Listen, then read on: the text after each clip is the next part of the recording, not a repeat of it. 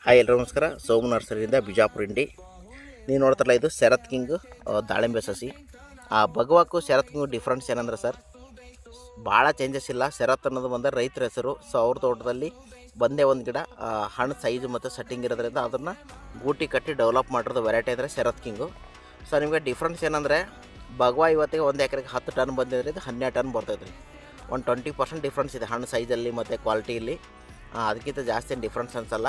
ಆಮೇಲೆ ಸಸಿಲಿ ನಿಮ್ಗೆ ಏನು ಆ ಥರ ಡಿಫ್ರೆನ್ಸ್ ಅನಿಸಲ್ಲ. ಹಣ್ಣಲ್ಲಿ ಸ್ವಲ್ಪ ಸೈಜು, ಆಮೇಲೆ ಈ ಥರ ನೋಡಿರಿ, ಮೇಲ್ಗಡೆ ಹಣ್ಣು ಬಂದಿರ್ತಲ್ಲ ಟಾಪ್ ಲೆವೆಲಲ್ಲಿ.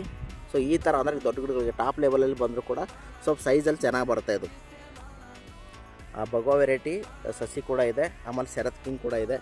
ಇಲ್ಲೆಲ್ಲ ಲೋಡ್ ಆಗ್ತಿರೋದು ಭಗವಾ ವೆರೈಟಿ. ಇದು ಬಂದು ಶರತ್ ಕಿಂಗು. ಶರತ್ ಕಿಂಗು ನೋಡಿ ಯಾವ ಥರ ಇದೆ ಸಸಿ. ಶರತ್ ಕಿಂಗ್ ಸಸಿ ಇದು. ಸಸಿಗಳು ಬೇಕು ಅಂದರೆ ಕಾಂಟ್ಯಾಕ್ಟ್ ಮಾಡಿರಿ, ಅವೈಲೇಬಲ್ ಇದೆ ಶರತ್ ಕಿಂಗ್ ವೆರೈಟಿ. ಆಮೇಲೆ ಭಗವಾ ಕೂಡ ಇದೆ. ಶಿರಾ, ತುಮಕೂರು, ಹಿರಿಯೂರು, ಧರ್ಮಪುರ, ಚಳ್ಳಕೆರೆ, ಅಮರಾಪುರ, ರೊಳ್ಳೆ, ಹೊಸದುರ್ಗ, ಚಿಂತಾಮಣಿ, KGF, ಕೋಲಾರ. ಸೊ ಎಲ್ಲೇ ಸಸಿಗಳು ಬೇಕು ಅಂದರೆ ಬಂದು ನೀವು ವಿಸಿಟ್ ಕೂಡ ಮಾಡಿ ತೊಗೋಬೋದು.